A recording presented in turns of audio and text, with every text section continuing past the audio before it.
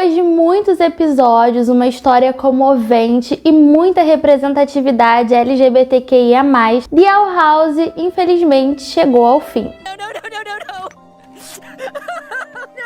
Todo mundo sabe que esse final não é exatamente o que a gente queria e nem o que os escritores e produtores da série queriam. Eles tinham pensado inicialmente em mais temporadas, inclusive uma terceira temporada bem maior, mas a Disney cancelou a série e a gente fez todo um movimento. A gente inclusive teve vídeo aqui no canal falando sobre a hashtag Save the Owl House e por que essa série era tão importante, deveria continuar, mas por diversos motivos que a gente também já discutiu aqui, a Disney resolveu cortar a série. Eu senti que essa terceira temporada foi um verdadeiro presente da Dana Terrace e de todas as pessoas envolvidas na série pra gente. Inclusive tiveram algumas coisas que eu senti muito que foram eles incorporando algumas coisas que os fãs teorizavam sobre, como a questão do Talismã da Luz, por exemplo.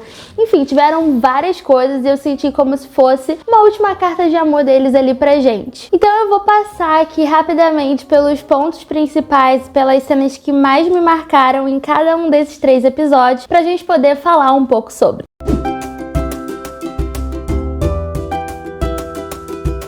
O primeiro episódio começa exatamente de onde acabou a segunda temporada, com a Luz, a Emmett, o Hunter, a Willow e o Gus indo parar no mundo humano, depois que o colecionador fez a maior bagunça do mundo lá em Boiling Islands. Esse episódio pra mim foi super interessante, porque a gente tem o reencontro da Luz com a mãe dela, e a gente tem todos os amigos ali reunidos agora no mundo humano, e podendo ter várias experiências juntos lá. E apesar de estar todo mundo ali unido, tentando arranjar uma forma deles voltarem para Boiling Island, a gente tem a Luz e o Hunter lidando com uma questão interna, cada um, que eles falam um pro outro, mas eles não contam pro restante das pessoas. No caso, a Luz tá bem envergonhada, porque ela descobriu que foi ela que ajudou o Belos a achar ali o colecionador, e que tudo aquilo tá acontecendo meio que por conta daquela volta dela ao passado. E o Hunter também, que descobriu que é um Green Walker e tá ali lidando com aquelas coisas ruins que ele teve que fazer por conta do Belos, e eles não querem compartilhar isso com o restante do pessoal. É engraçado porque The Owl House sempre construiu essa narrativa, esse espaço em que todo mundo sempre foi tão receptivo pra lidar com os erros das pessoas, todo mundo é sempre tão acolhedor, que quando a gente vê, a gente até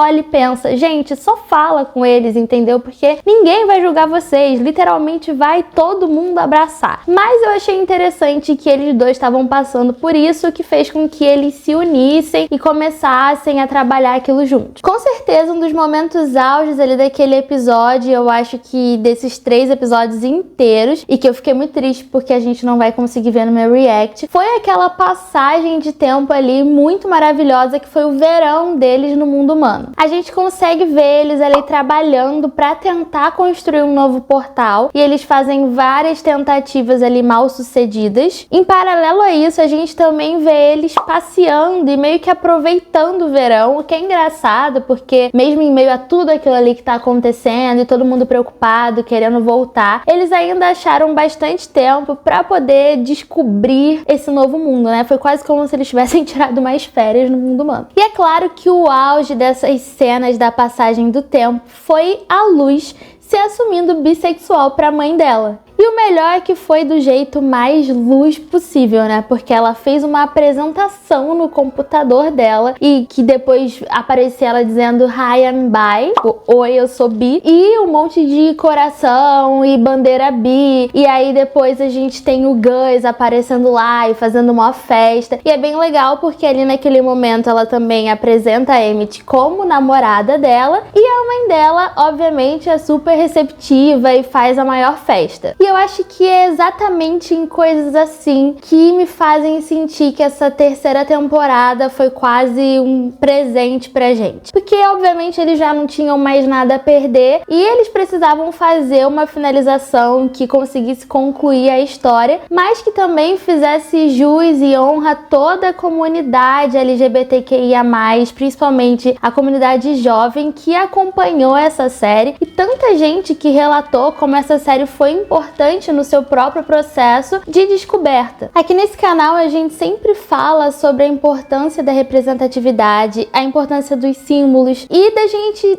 dar o nome às coisas, sabe? E o que eu achei legal é ela ter dito com todas as letras que é bissexual, a gente ter visto a bandeira ali, e aí em vários momentos nessa terceira temporada a gente teve alguns easter eggs, assim, né? Seja em um bottom com a bandeira bi, a gente também teve adesivo com a bandeira lésbica, a gente teve a Camila, que depois que ficou sabendo, sempre aparecia com um bottomzinho de coração com a bandeira do arco-íris. E é extremamente importante, poderoso e em certa medida surreal o fato de que a gente teve uma série do Disney Channel, uma animação em que a gente teve uma protagonista assumidamente bissexual e que além de ter tido um relacionamento com outra menina durante a série toda praticamente e ter tido beijo e tudo mais, a gente teve ela dizendo com todas as letras que é bissexual. Isso com certeza vai fazer uma diferença muito grande na vida de um monte de adolescente que tá se descobrindo LGBTQIA+,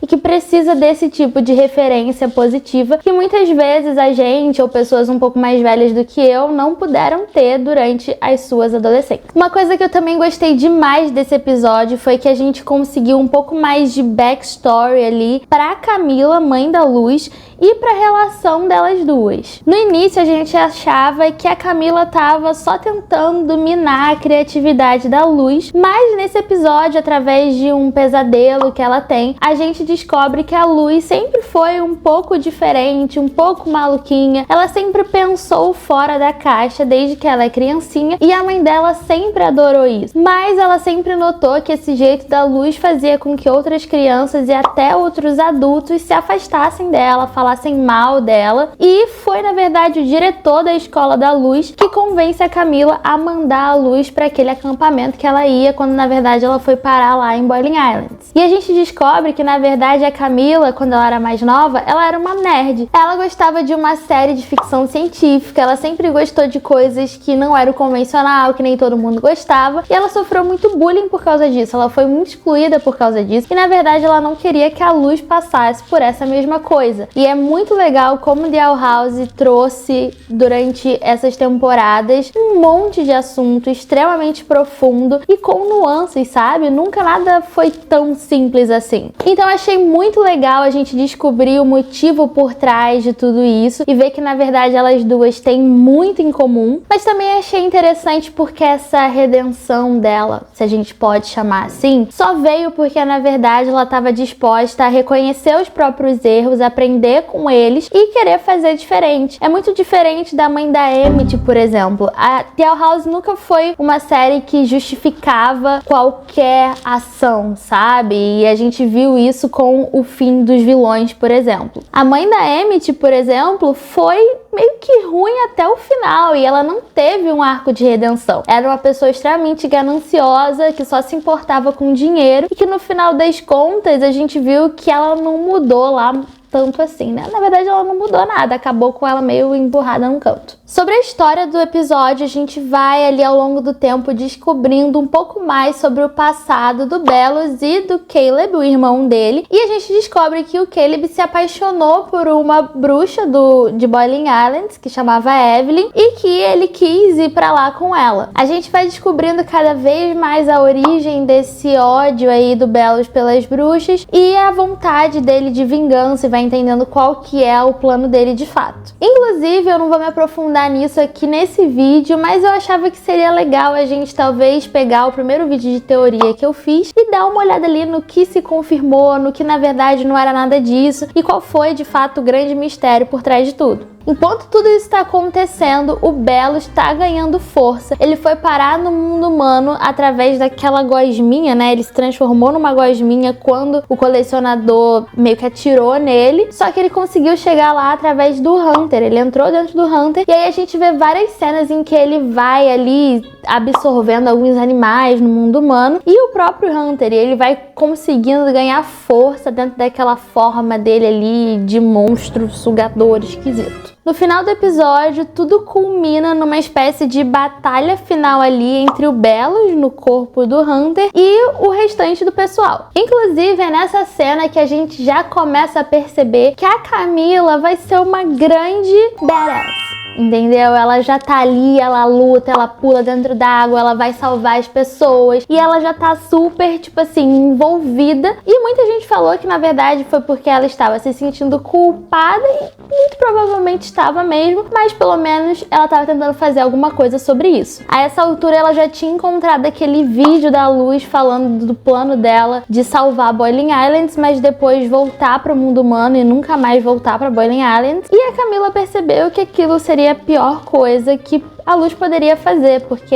ela já tinha se encontrado ali, ela tinha feito amigos, ela tinha uma namorada, coisa que ela nunca conseguiu fazer ali no mundo humano, e a Camila queria muito que ela tivesse uma chance de viver, de expressar toda a criatividade dela, quem ela é de verdade, diferente, né, da Camila, que não teve essa chance quando ela era mais nova. E aí a gente tem toda essa batalha que foi muito emocionante, inclusive eu achei todas as cenas de batalha dessa terceira temporada muito emocionantes e muito bem assim construídas. E a gente tem o Belus conseguindo se destacar do corpo do Hunter e indo de volta, abrindo o portal e indo de volta para Boiling Islands. E é nesse momento que o Hunter tá ali entre a vida e a morte que o Flapjack acaba se sacrificando para que o Hunter possa sobreviver. Tô muito triste.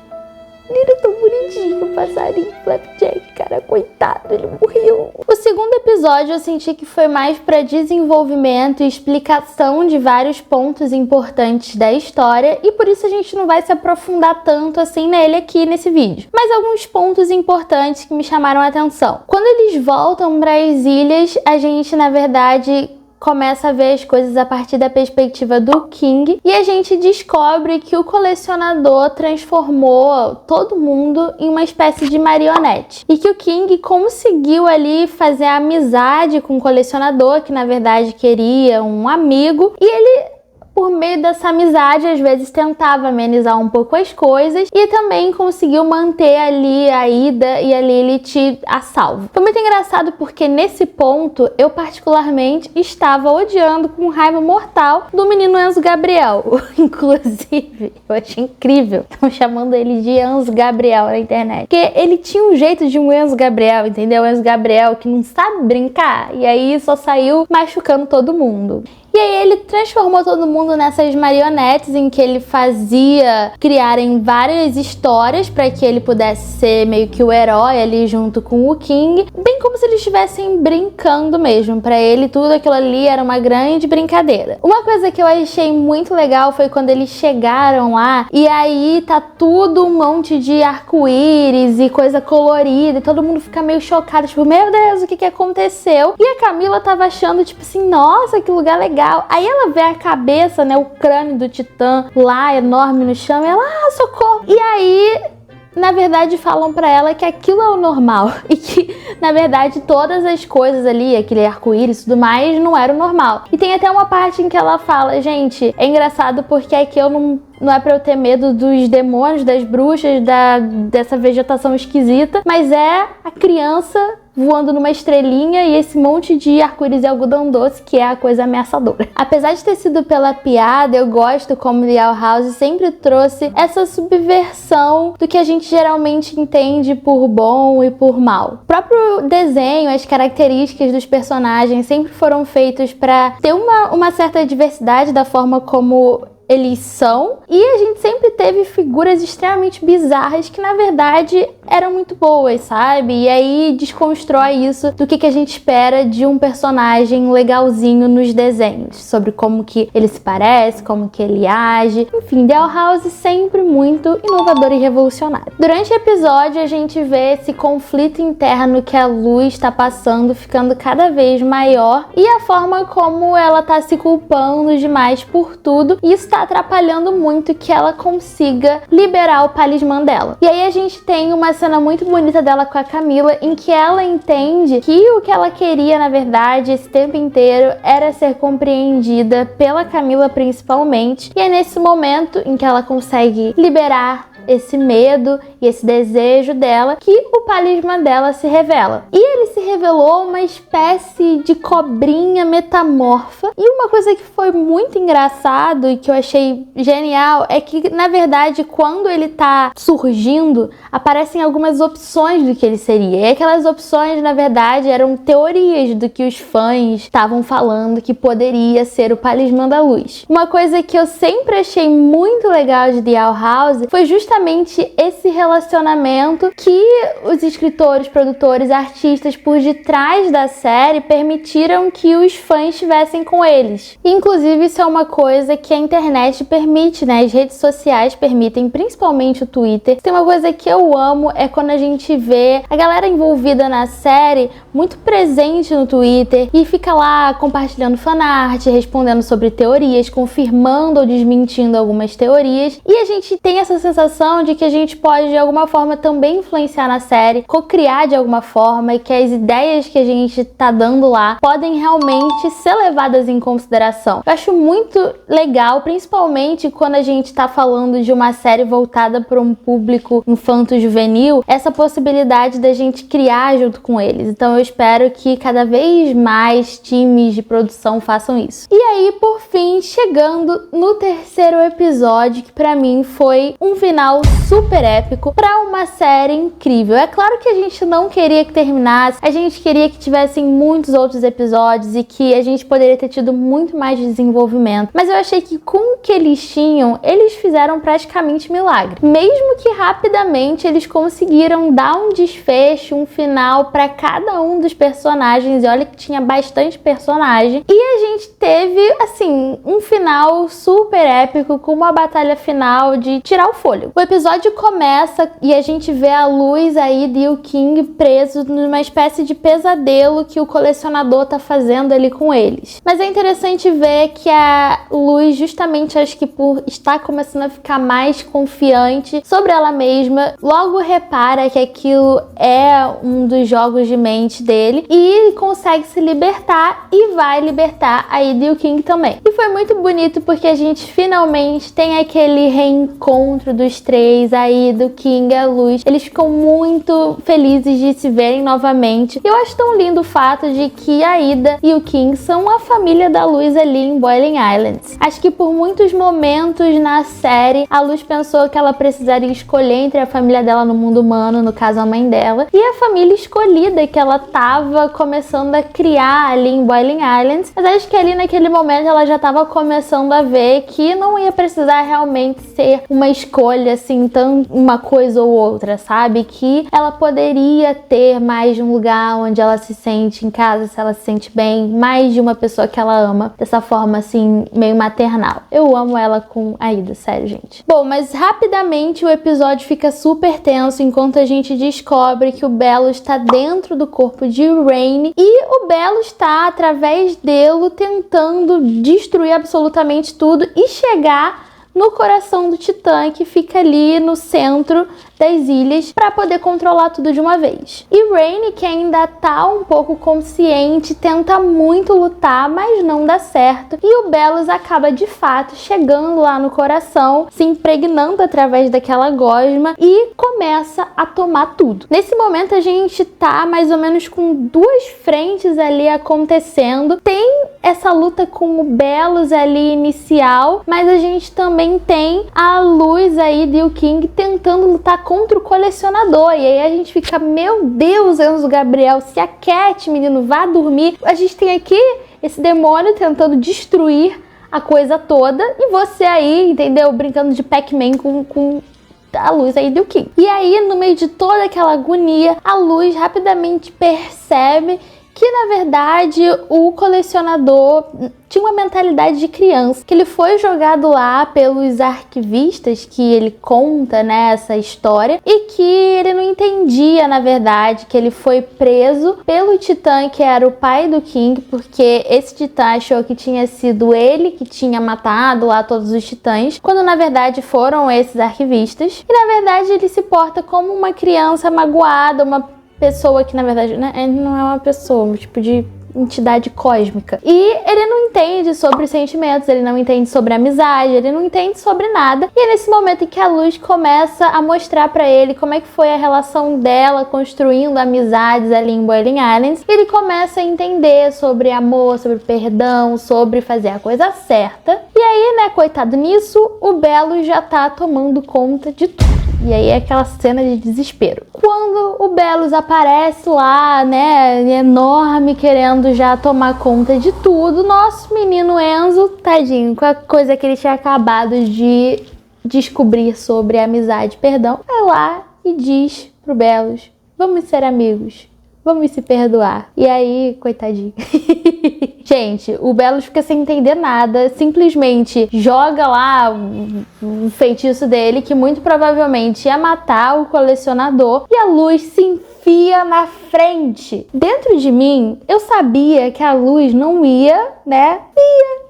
Ela não ia de arrasta pra cima, ela não ia de americano. A gente já sabia que isso não iria acontecer, né? Eu pensei, é um desenho, continua sendo um desenho da Disney, isso não vai acontecer. Mas confesso que deu um desespero, entendeu? Porque foi uma cena muito impactante. Ela dá meio que aquele último adeus ali pra Ida e pro King. A gente foi ficando aqui nervosa, eu e a Nonô, dentro da sala, e aí ela vai se transformando em umas bolinhas de luz que vão voando por aí. A gente tem uma cena da Camila que tá já de marionete e cai uma lágrima dela, como mesmo ali dentro, né, sendo marionete, dentro dela ela já sabia o que aconteceu e tava chorando. E aí a gente tava chorando e a gente tava, meu Deus do céu, eu não acredito que isso aconteceu. O interessante foi que isso deixou o King e a Ida totalmente furiosos, né? E fez com que eles tivessem uma força maior para poder lutar e dar uma segurada no Belos ali por um tempinho. E aí é quando a Luz vai parar naquele lugar ali entre mundos e é salva por ninguém mais, ninguém menos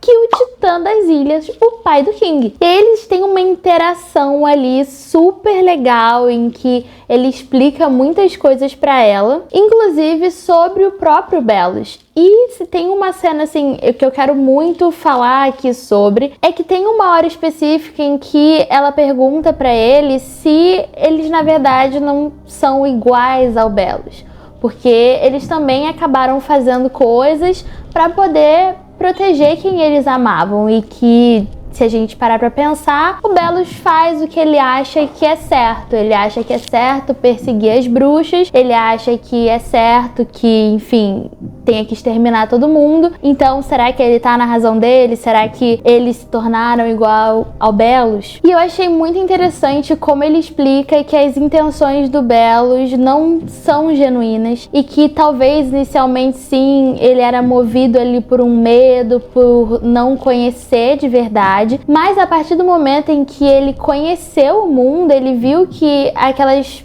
criaturas não eram de verdade nocivas e escolheu continuar aquilo. Ele estava vindo de um lugar de busca por poder, na verdade ele estava sendo movido por essa vontade de simplesmente exterminar todo mundo e controlar todo mundo para que ele pudesse ter o poder. E aí, mais uma vez, The Owl House tratando de temas super profundos e complexos de uma maneira, né, lúdica, mas ainda assim super séria, porque na verdade o que eles mostram é que a sua noção de certo e errado não é na verdade o único guia, e que a partir do momento em que você descobre uma verdade, que você percebe que você tá fazendo mal aos outros e você decide ignorar isso e continuar, né, perseguindo, fazendo mal, você já não tem mais justificativa. Você é sim responsável pelo mal que você tá fazendo, e perseguir, querer exterminar é uma coisa errada. E eu vi muito nisso uma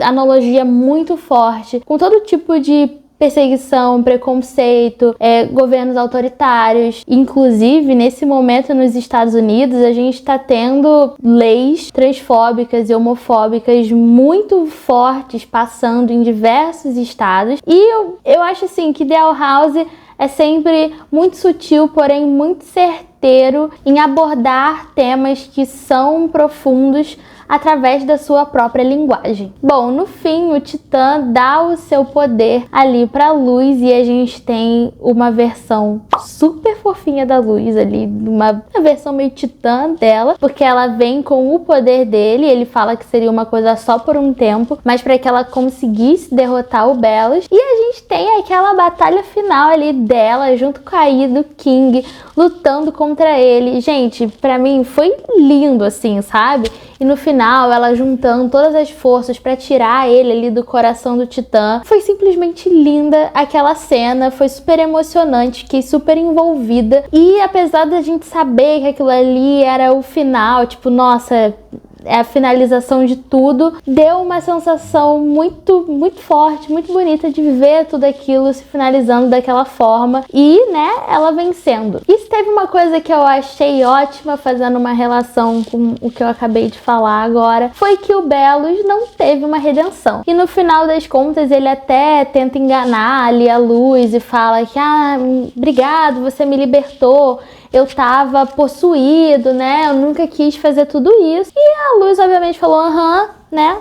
Sabemos que você está mentindo. E ele foi destruído. É bom porque, né? Nem tudo tem uma justificativa. E eu gosto porque The House é um desenho um pouco mais maduro, né? Então, é interessante que eles tragam nuances, que eles tragam diversos tipos de discussões e que tem algumas coisas, algumas ações que não são realmente passíveis de redenção, né? E que as pessoas não simplesmente vão lá e tentam acabar, exterminar com uma população inteira só sem querer. Como percebi, tava aprisionando um monte de gente aqui, tirando os direitos. Quando vi, mandei pra cadeia. Quando eu menos percebi, né, tava tirando os filhos deles, tava tirando medicação, negando tratamento médico. Quando menos vi, estava matando gente.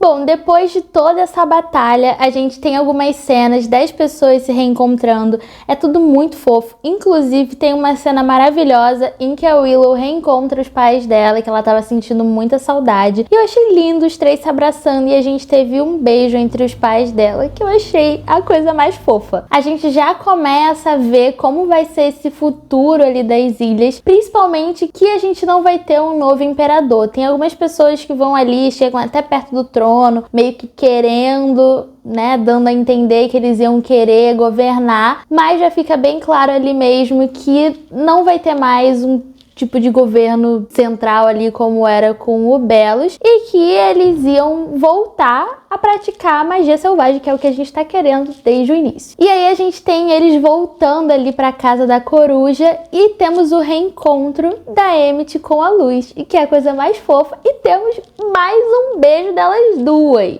E foi muito legal porque eu acho que foi um beijo super natural, apesar de ter sido o segundo beijo, eu até achava que elas já tinham se beijado mais vezes, porque elas sempre foram muito explícitas, né, em serem um casal. E foi o que me cativou em The House desde a primeira vez que eu vi, foi como esse romance foi construído e era explícito, né? Não tem como dizer que não abre brecha pra gente que chega e quer dizer que não é, sabe? Porque tem muito isso. Tem muito casal LGBT em filmes, em séries, que a gente vê que tá todo mundo vendo que mas parece que as pessoas só aceitam de fato quando vem o beijo ali nos últimos minutos do último episódio da série, sabe? Até isso realmente acontecer, até ter um beijo, tá todo mundo meio que tirando a gente por maluco. Só que em The House a gente já tinha tido um beijo há um tempo, mas a gente até mesmo antes do beijo já tinha as duas se chamando de namoradas. Então, assim, nesse quesito, sempre foi extremamente incrível, acolhedor e fazia, assim, um carinho no nosso coração. E aí a gente tem uma espécie de epílogo, né, em que se passam uns 4 anos mais ou menos, e a gente tem a Luz se formando da escola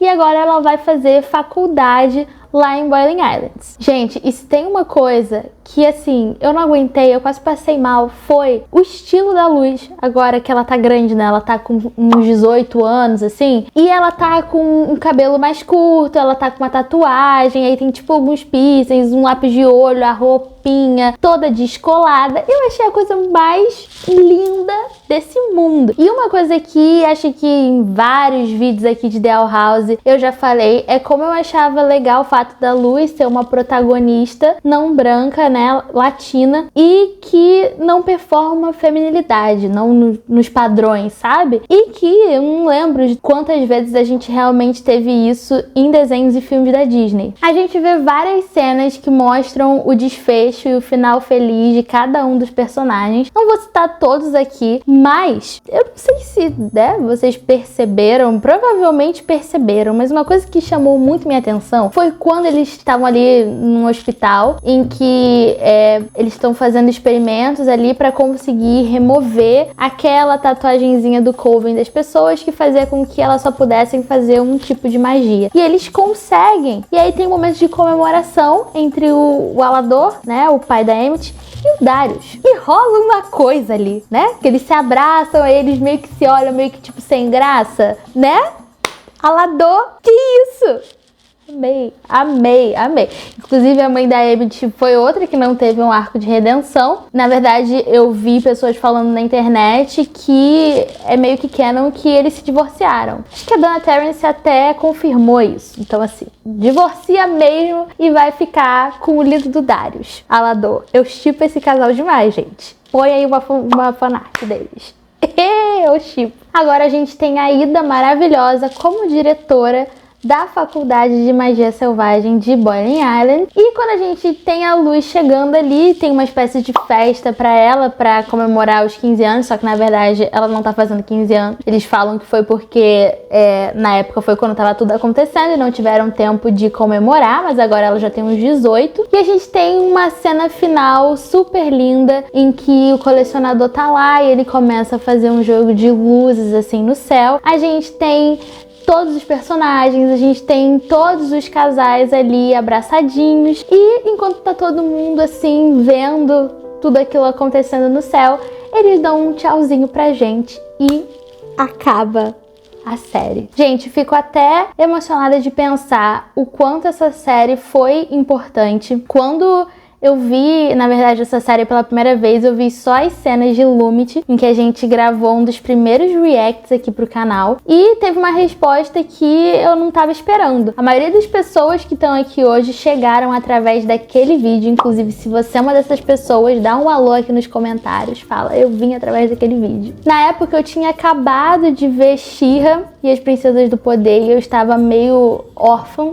de uma série de animação legal e que tivesse um casal sáfico bem forte. E foi quando descobri The House. Chegamos pelo casal e ficamos por toda a história e por toda a representatividade que tem nessa série e que vai muito além só delas duas. Fizemos reacts, fizemos análises, fizemos ranking de episódios e vimos as cenas, né, sem parar, várias e várias vezes. Lutamos para que não chegasse ao fim, mas infelizmente chegou ao fim.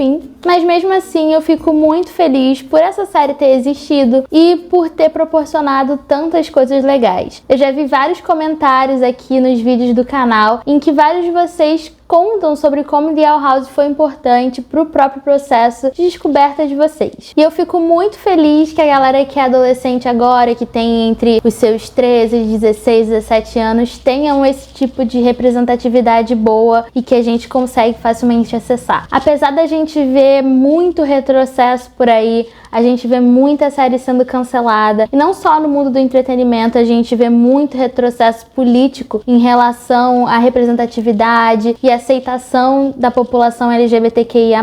Esse tipo de série traz muita esperança pra gente, e eu prefiro acreditar que a gente vai sim cada vez mais ter esse tipo de série. Apesar disso ser uma finalização sobre The Owl House aqui no canal, eu ainda tenho algumas ideias de vídeo, eu ainda queria voltar a falar sobre esse tema aqui algumas vezes, então se você tem alguma ideia de vídeos que a gente pode fazer dentro desse universo, comenta aqui embaixo. Eu também tô bem feliz e animada de voltar a gravar vídeo aqui pra vocês. A gente tá no momento de redescobrir o canal também e assuntos que a gente pode falar sobre, formatos de vídeo. Estarei também em outras redes sociais, no Instagram, no TikTok, então vai seguindo e sempre que vocês tiverem alguma ideia, podem me mandar aqui. Inclusive, estou doida pra voltar com os vídeos de react, então se tem algum casal, alguma série, algum filme que vocês queiram que eu reaja, também já vai comentando. Muito obrigada por terem feito parte dessa jornada de The Owl House. Muito obrigada por terem engajado e por terem acolhido esses vídeos. E eu também quero mandar o meu abraço especial para cada um de vocês, porque eu sei que tem muita gente que eu vi na internet ficou realmente muito mal pelo fato da série ter acabado assim antes do que a gente esperava. Não é fácil.